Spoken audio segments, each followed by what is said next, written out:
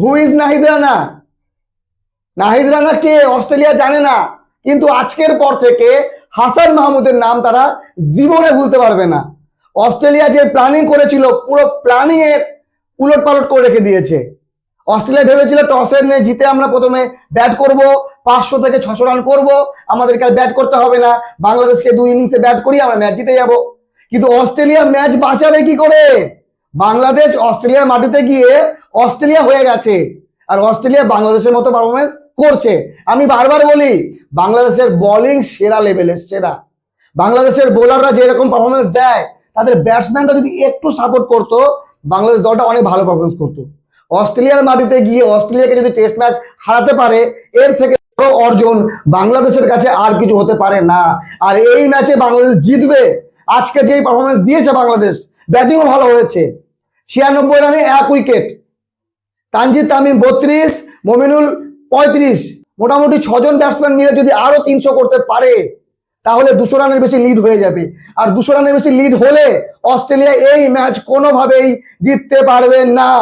বাংলাদেশের কাছে সুবর্ণ সুযোগ, এই সুযোগ বাংলাদেশ কোনোভাবেই হাত ছাড়া করবে না। আগামীকাল সকাল সকাল বাংলাদেশকে উইকেট বাঁচিয়ে খেলতে হবে। উইকেট না হারিয়ে যদি বাংলাদেশ আরো 50-60 করে নেয়, তাহলে বাংলাদেশের তো বললে বললে। আজকে টসে জিতে অস্ট্রেলিয়া প্রথমে ব্যাট করতে যায়, হেড 22, জ্যাক 23, তারপরে শুরু হয়ে যায় একের পর এক অস্ট্রেলিয়ার উইকেট যাওয়া। লাবুসেন 1, স্টিভেন স্মিথ 71 করে সব থেকে বেশি, Cameron Green 13, Alex Carey 19, Webster 12, Pat Cummins 9, Starc 1। Lyon আর হেজেলউড এদের কথা বলে লাভ নেই, এরা তো ব্যাট সেরকম করতে পারে না। তো আজকে হাসান মাহমুদ যে বোলিংটা করেছে, হেডকে আউট করেছে, জ্যাককে আউট করেছে, স্মিথকে করেছে, কামিন্সকে, তারপর স্টার্ককে এবং লাইনকে 6 উইকেট নিয়েছে 17 ওভার বল করে 55 রান দিয়ে। সেরা বোলিং অস্ট্রেলিয়ার এগেনস্টে। এইরকম বোলিং আজীবন মনে রাখবে হাসান মাহমুদ এবং বাংলাদেশের ক্রিকেট সমর্থকরা। তার সঙ্গে সাপোর্টিং বোলিং তো ভালো হয়েছে। তাসকির 16 ওভারে 55 রান দিয়ে 2 উইকেট, এবাদত হোসেন 11 ওভারে 39 রান দিয়ে 2 উইকেট। তো স্পিনার মিরাজ এবং তাইজুল এরা কোনো উইকেট পায়নি। তবে অস্ট্রেলিয়ার বলার ভালো বাংলাদেশের তুলনায়। যদি আমরা নাম দেখি, Pat Cummins, Starc, Lyon, Hazlewood, আর কি লাগে? এর থেকে ভালো টেস্ট বোলার হতে পারে কি? হতে পারে না। কিন্তু বাংলাদেশ টক্কর দিল, টক্কর না, বাংলাদেশ এই ম্যাচ জেতার লাইনে আছে। বাংলাদেশ এখন শুধু শান্ত মতো ঘুমাবে। আজকে কালকে প্ল্যানিং এটুকুই যে করে উইকেট বাঁচিয়ে আমাদেরকে লিড নিতে হবে। লিড 150+ নিতে হবে যদি জয় কনফার্ম করতে হয়, কারণ এটা অস্ট্রেলিয়ান দল। অস্ট্রেলিয়ার যে কোনো প্লেয়ার যে কোনো সময় ম্যাচ বদলে দেয়। দেখা গেল কালকে সকাল সকাল এমন কোনো বলার একজন এসে 3-4 উইকেট দিল। আর বাংলাদেশের একটু প্রবলেম আছে ব্যাটিংয়ে, একজন আউট হলে তারপরে ধায় ধায় করে আউট হতে থাকে। আউট হলে চলবে না, উইকেট বাঁচিয়ে খেলতে হবে।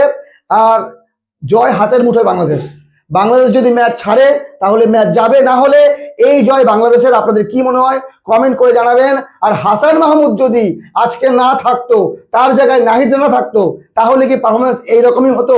সেটা আপনারা অবশ্যই কমেন্ট করে জানাবেন।